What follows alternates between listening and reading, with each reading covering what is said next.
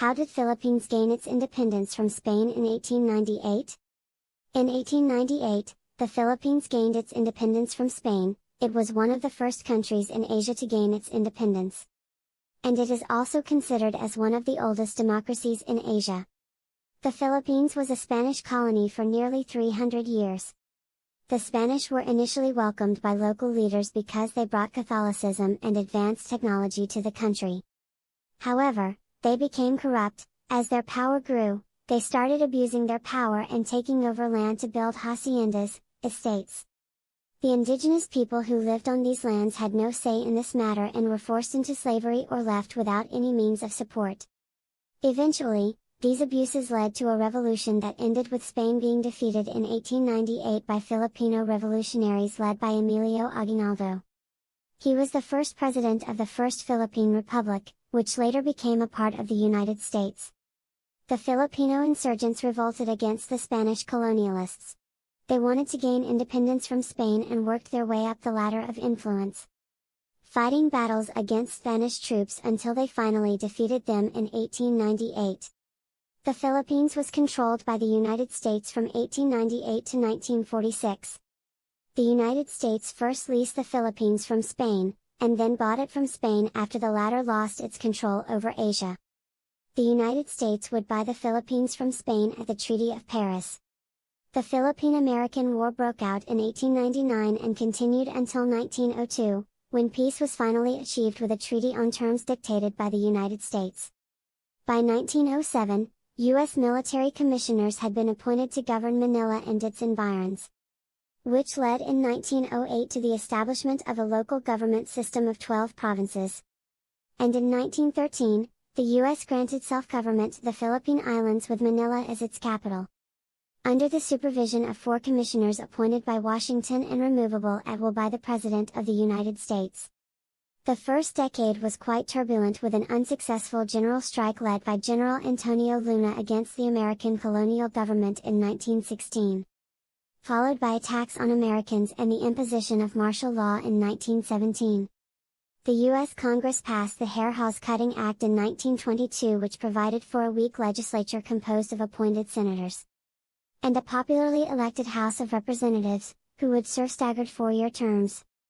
In 1923, General Jose P. Laurel was appointed as the first President of the Commonwealth. The enactment of the Hair Hawes Cutting Act, followed by a military dictatorship, marked a departure from Philippine history. The Philippines had been an independent nation since 1898 and had maintained its sovereignty apart from military intervention by any foreign power. The following decades witnessed more democratic developments in the country under Presidents Manuel Quezon. What is the Philippine-American War? The Philippine-American War was a conflict between the United States and the Philippines. It lasted from 1899 to 1902 and ended with the Treaty of Paris, in which Spain ceded the Philippines to the U.S.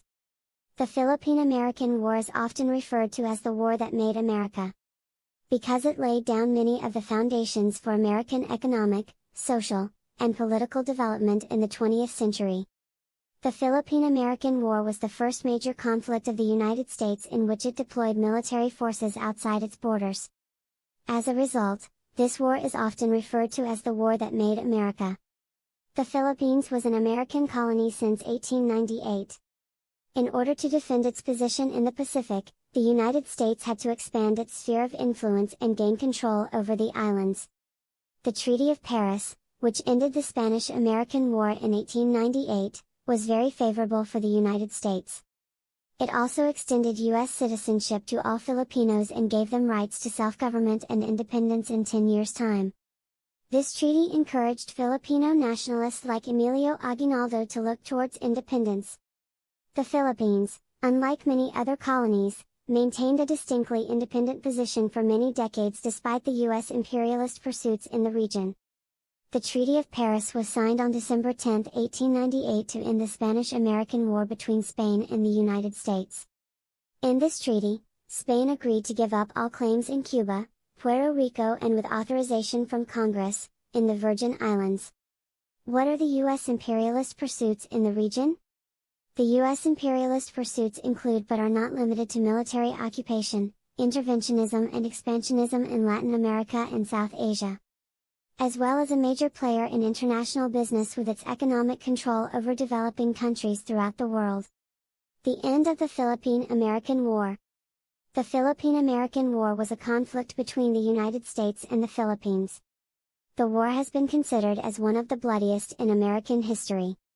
The end of the war marked a significant shift in American foreign policy, which led to changes in international relations with other countries.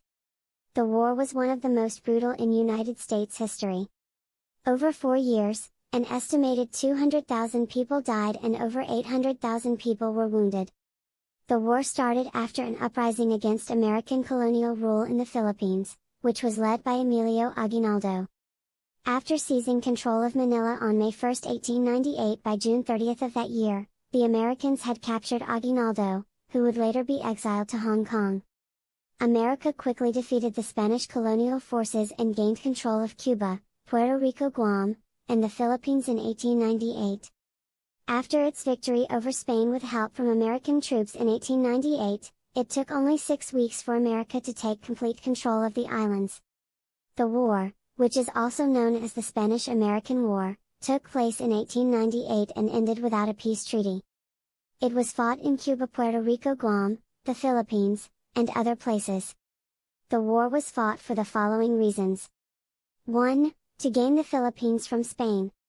2. To ensure Spain would not regain control of Cuba. 3. To help America's business interests in Cuba, Puerto Rico, Guam, and the Philippines. 4. To help Americans gain land in the United States. 5. To maintain American dominance in a post-Civil War America.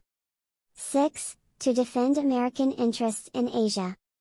7. To teach the world an example of what would happen if any other country were to challenge American power. America did not want them to control the country, so they invaded. The Spanish soldiers on the island were outnumbered and the Americans had superior firepower and strategy. The Americans landed in Cuba, Puerto Rico, Guam, and the Philippines from June 19 to July 20, 1898. The Spanish surrendered on July 20. The war also had a lasting impact on Filipino, Cuban, Puerto Rican and U.S. Dominican relations, as well as on the end of colonial rule in Asia and Latin America. Stay tuned for part 2 of the secrets of the Philippine-American War. Don't forget to subscribe to receive all videos. Thank you.